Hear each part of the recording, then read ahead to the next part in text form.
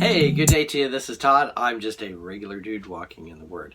Thanks for joining us. We're going through the book of Matthew. We're going to be concluding Matthew 27 here in the next few days, and then we only have Matthew 28. But I wanted to ask you also to be thinking about what book of the Bible you want me to study next. So anyway, do that for me. Let me know what you'd like to hear next. Today we're going to be talking about the death of Jesus. We talked about the crucifixion last time, and we talked about how he had nails like this put in him. And today we're going to be talking about the death of Jesus and all the events that surrounded that. There's a lot of stuff that happened, and not only in this gospel, but the other gospels tell it too. Miracles that happened. So let's see. Let's read today. It's taken from Matthew 27, verses 45 through 56, okay? So it says this, if you have your Bibles, you follow along with me. From noon until 3 in the afternoon, darkness came over all the land, okay? So 3 hours, it was dark, okay? And at that time of year, there would have been no eclipse because the it was Passover time, so you wouldn't have it'd be like full moon at that time, okay? So there was darkness over the land. About 3 in the afternoon, Jesus cried out in a loud voice, Eli, Eli, shalmetai, which means, my God, why have you forsaken me? That is taken a direct thing from Psalms. Okay, that what he said there. Verse 47, when some of those standing there heard this, they said, he's calling to Elijah.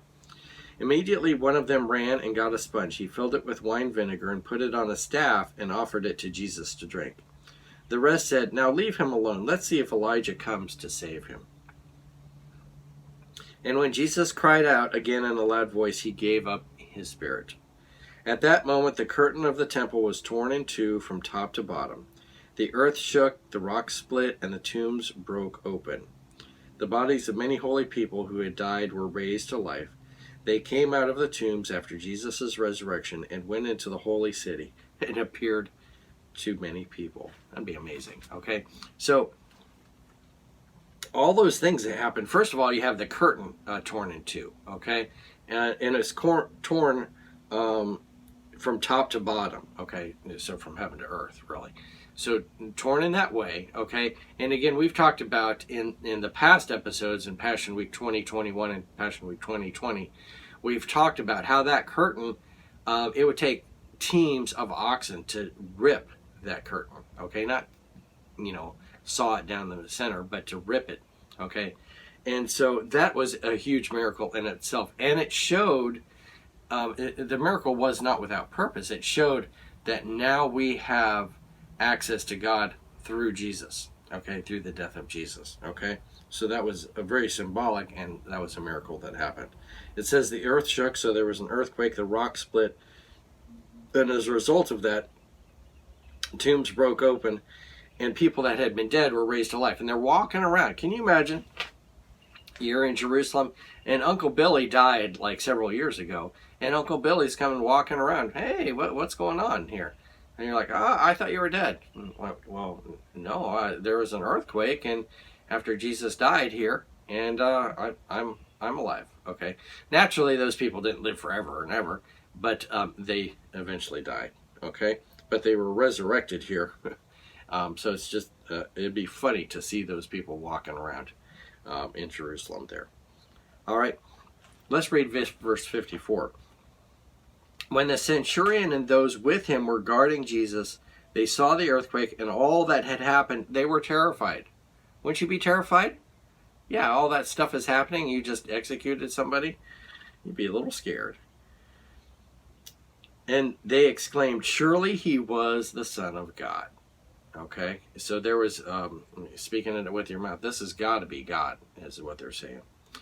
Verse 55, many women were there watching from a distance. They had followed Jesus from Galilee to care for his needs. Among them were Mary Magdalene, Mary the mother of James, and Joseph, and the mother of Zebedee's sons. Okay, these women, it points this out, these women were there. They saw Jesus die. Okay, so they the next few days ahead, they're going to go and see Jesus resurrected. So it wouldn't have. They point out here that they saw Jesus died. You're going to see later where they saw where Jesus was buried. So all these arguments that, well, Jesus never died on the cross. Well, they saw him die. They saw where he was buried. Okay. So I wanted to again point out all this stuff what we just read here about the death of Jesus. All those miracles that happened at the death of Jesus. Specifically, let's talk about the ripping of that curtain. That gave access to God. That gave us access to God. We don't have to go through the priest anymore.